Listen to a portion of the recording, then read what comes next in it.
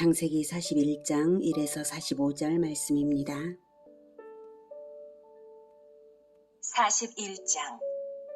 만 2년 후에 바로가 꿈을 꾼즉 자기가 나일 강가에 서 있는데 보니 아름답고 살찐 7 암소가 강가에서 올라와 갈밭에서 뜯어먹고 그 뒤에 또 흉하고 파리한 다른 7 암소가 나일 강가에서 올라와 그 소와 함께 나일 강가에 서 있더니 그 흉하고 파리한 소가 그 아름답고 살찐 7 소를 먹은지라. 바로가 곧 깨었다가 다시 잠이 들어 꿈을 꾸니 한 줄기에 무성하고 충실한 7 이삭이 나오고 그 후에 또 가늘고 동풍에 마른 7 이삭이 나오더니 그 가는 7 이삭이 무성하고 충실한 7 이삭을 삼킨지라. 바로가 깬즉 꿈이라. 아침에 그의 마음이 번민하여 사람을 보내어 애굽의 점술가와 현인들을 모두 불러 그들에게 그의 꿈을 말하였으나 그것을 바로에게 해석하는 자가 없었더라. 사랑하는 형제 여러분, 5월 23일 월요일 저녁 묵상에 오신 것을 환영합니다. 40장에서 술 맡은 관원장이 요셉의 해몽대로 복직이 되었는데도 요셉의 추록을 돕지 않았어요. 요셉의 부탁을 잊어버린 것이죠. 하나님께서 잊게 하셨습니다. 그 이유는 하나님의 때에 추록시키기 위한 것입니다. 드디어 그때가 되었습니다. 1절. 만 2년 후 바로가 꿈을 꾸었거든요.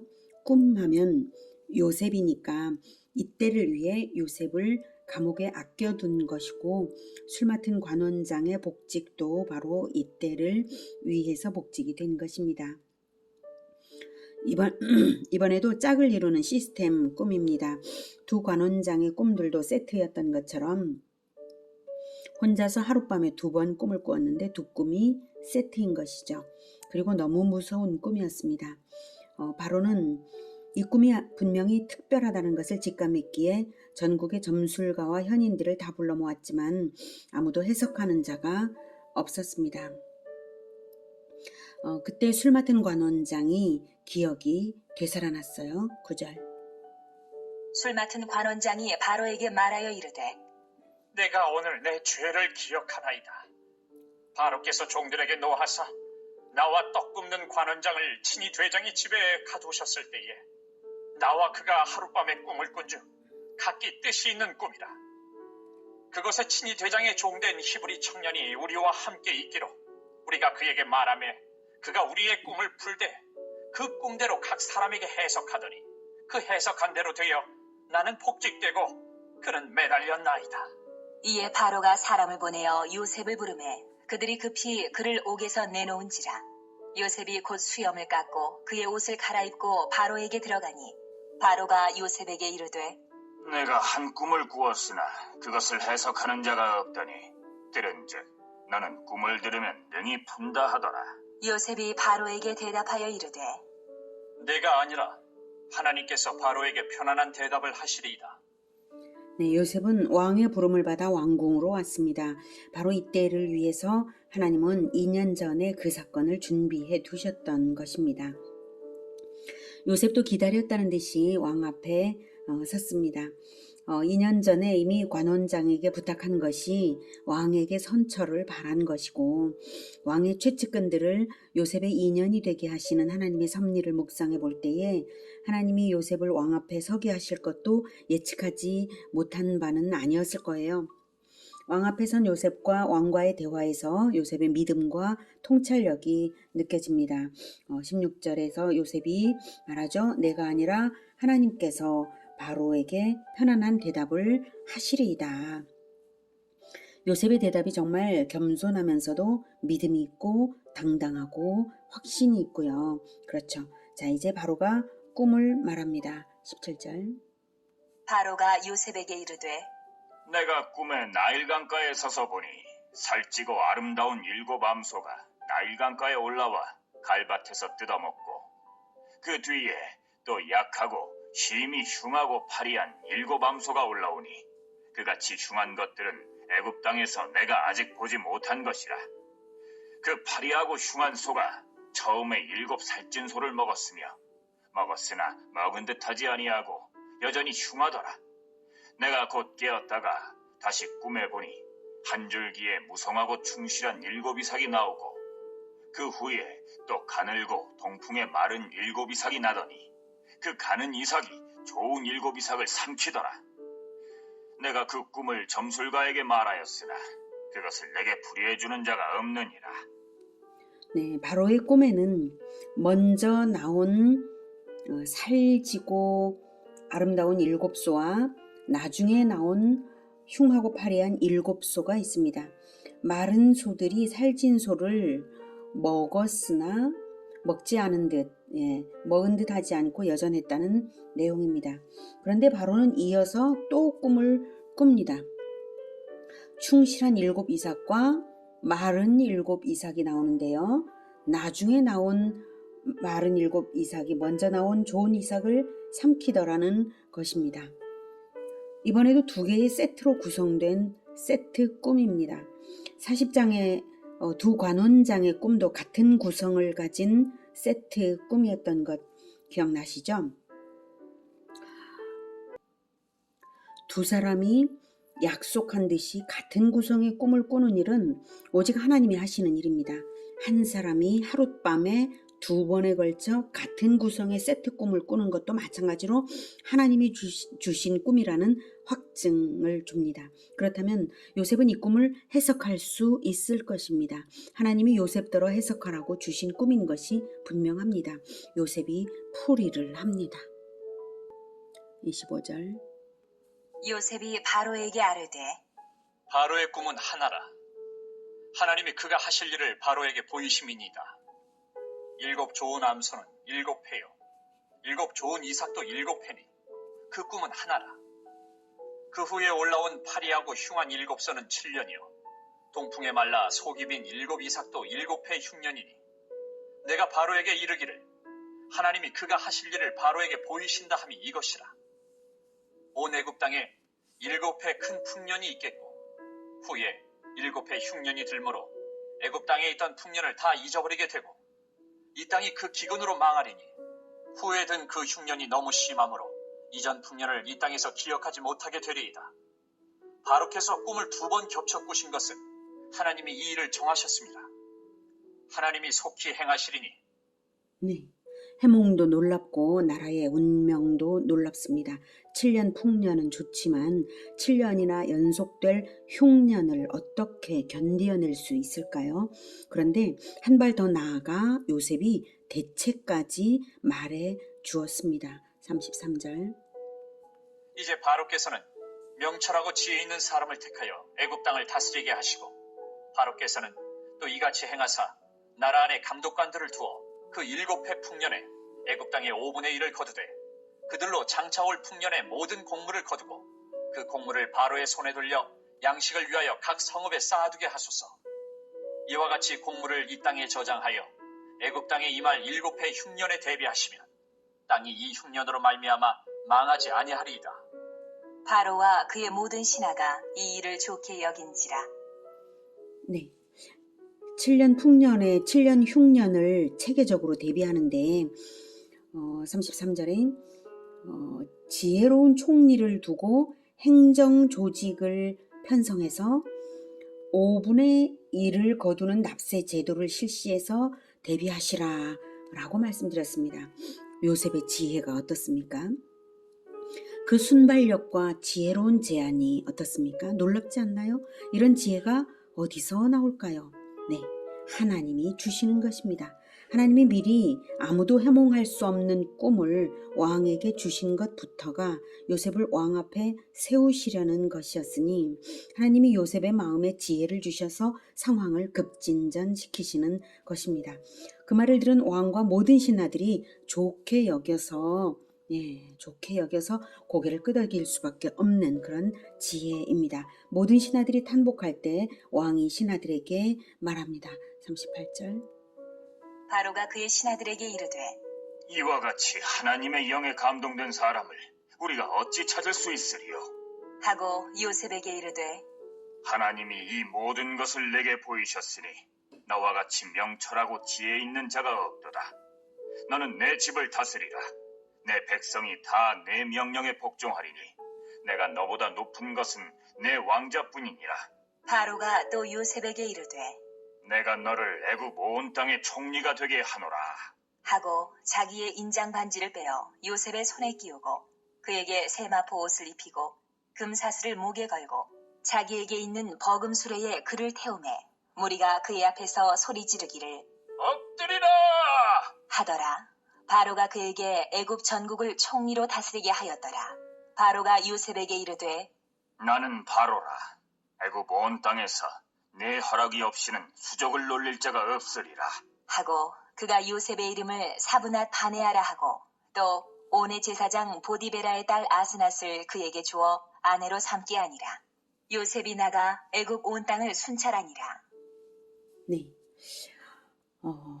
이 사람처럼 지혜로운 하나님의 영에 감동된 사람을 어떻게 찾을 수 있겠는가 하고 바로가 요셉을 애굽 전체의 총리로 임명합니다. 그리고 칙령을 선포할 수 있는 42절에 인장반지, 칙령을 선포할 수 있는 인장반지, 도장이죠. 인장반지도 자기 손가락에서 빼어주고 당시 세력가인 45절에 제사장 보디베라의 가문에 장가들게 해 주었습니다.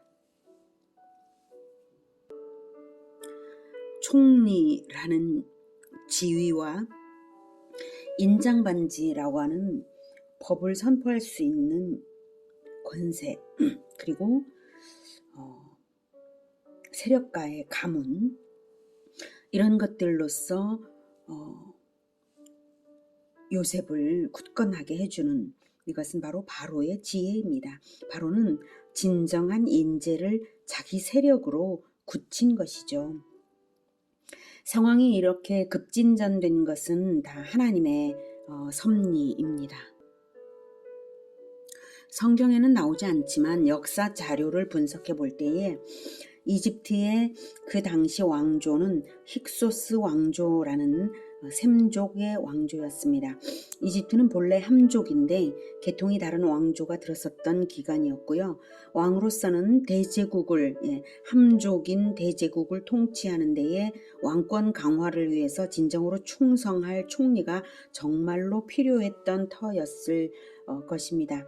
근데 마침 요셉은 셈족이면서 아무 연고가 없고 지혜가 출중하니까 왕이 마음 놓고 충성을 받을 수 있는 신뢰할 수 있는 적합한 인재였던 것이죠. 요셉에게 어쭙지 않은 세력이 만약 있었다면 왕이 머뭇거릴 수도 있었는데 그럴 필요가 하나도 없는 외국인 노예 출신이라는 이 사실 자체가 바로로서는 굉장히 좋았던 것입니다. 그리고 그동안 정치범 감옥에 있었던 것도 최고의 상황이었습니다. 거기가 아니면 어떻게 왕의 최측근들을 만나 꿈을 해몽하는 일이 있었겠습니까? 또 2년간 관원장이 요셉을 잊어버린 것도 좋은 일이었죠. 감옥에 매여 있었으니 지난 2년간 보호되다가 왕이 부를 때 즉각 나올 수 있었던 것입니다. 이 모든 것이 하나님의 섭리죠. 그리고 노예로서 보디발 장군의 가정 총무 경험을 쌓은 것도 최고였습니다. 총무였으니 전체를 관할하며 다스리는 관리 능력과 지도력을 키우는 과정이었던 것이죠. 작은 영역에서 능력과 성실성을 발휘한 사람이 큰 영역에서도 잘합니다. 요셉의 인생에 헛된 경험이 하나도 없었습니다. 자, 본격적인 하나님의 비전 성취 이야기는 이제부터 시작입니다. 지금까지는 준비였을 뿐입니다. 요셉이 총리가 되었다고 모든 것이 성취된 것이 아니라 이제 시작입니다. 총리가 된 이유가 무엇입니까? 13년 전에 하나님이 주신 그 꿈이 이루어져야 합니다. 요셉은 애굽뿐만 아니라 이스라엘의 지도자로 서야 하고 그리고 이스라엘을 입애굽시켜야 합니다. 아브라함에게 예언하신 하나님의 말씀이 이루어져야 합니다. 400년 동안 애굽에 있다가 가나안 땅으로 출애굽할 것이니까 먼저는 입애굽을 해야 합니다. 그래서 요셉의 부모 형제들 모두가 애굽으로 와야 합니다. 요셉은 반드시 이스라엘을 불러들여야 합니다. 어떻게 그 일이 이루어질까요? 요셉의 눈에는 환히 보입니다. 7년 풍년 후에 7년 흉년이 대대적으로 닥치면 그때 가나안 땅에도 흉년이 닥치니까 가나안에서 이스라엘 일가가 애굽으로 들어올 것입니다. 그것은 과거에 흉년 때마다 아브라함도 애굽으로 갔었고 이삭도 애굽으로 가려고 했었고, 이런 것을 보면 뻔히 알 수 있는, 명확하게 알 수 있는 것이죠. 요셉은 그날을 기다릴 것입니다. 요셉은 총리가 되어서 개인적 출세를 얻은 것에 만족한 것이 아니라 이스라엘 일가가 애굽에 들어올 때를 바라보았습니다. 그래서 총리가 되었다고 해서 우쭐거리고 자랑하러 다닌 것이 아니라 전국을 순찰하며 일했습니다. 요셉이 부귀와 권세를 누리기에 급급했다면 비전을 잊어버릴 수 있을 것입니다. 그러나 요셉은 그러지 않을 수 있었습니다. 오랜 노예 생활과 감옥 생활로 철저한 겸손과 민첩한 근면성이 몸에 배었기 때문입니다. 지난 13년간의 모든 고난은 참으로 귀한 성장을 요셉에게 주었던 것입니다. 요셉은 애굽 전국을 순찰하며 관리해서 7년 풍년 동안에 애굽을 최강국으로 부상시켰습니다. 사랑하는 형제 여러분, 인생의 어려움이 한때 있을 수 있습니다. 이해할 수 없는 고난, 그리고 억울하기도 한 그런 때가 있을 수도 있습니다. 그러나 하나님의 비전을 품은 사람들에게는 모든 것이 합력하여 선을 이루며 반드시 하나님이 이루시는 역전이 있다는 것을 믿으시기 바랍니다. 요셉에게 노예 생활의 훈련이 필요했던 것처럼, 그 고난의 연단이 필요했습니다. 그렇지 않았다면 총리가 되어서 안일에 빠졌을 거예요. 결코 안일에 빠지지 않는 그러한 요셉이 되어야 했기 때문에 노예 생활이 있었던 것 아닙니까? 억울한 노예 생활. 그러나 우리도 마찬가지입니다. 어려움이 있다면 하나님께서 나를 연단시키실 필요가 분명히 있으시다. 이것을 믿으시기 바랍니다. 예수님께 받은 가장 고귀한 비전을 품고 계십니까? 모든 민족을 제자로 삼아 세례를 베풀고 예수님의 분부를 가르쳐 지키게 하라 하셨죠. 우리는 제주도 전역에 복음을 전하고 세계로 복음 전도자들을 파송하는 비전을 가지고 있습니다. 요셉처럼 비전을 품으시고 쓰임받는 날에 당당히 설 수 있도록 지금은 노예처럼, 지금은 종처럼 섬기는 우리 모두가 되기를 축복합니다. 기도하겠습니다. 하나님께서 역사의 주인이시고 역사의 비전, 최종 비전을 우리에게 언약으로 주셨고 그 일을 이루기 위하여 우리에게 모든 민족 제자와의 비전을 주셨습니다. 그 사명을 주셨습니다.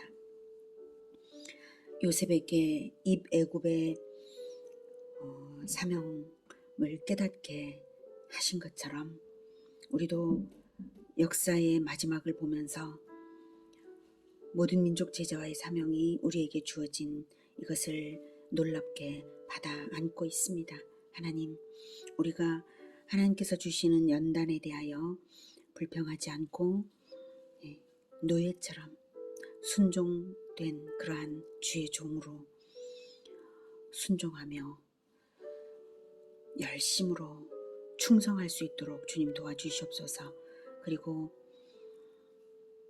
요셉처럼 통찰력 있게 역사를 내다보고 또 준비할 수 있도록 주님 도와주시옵소서.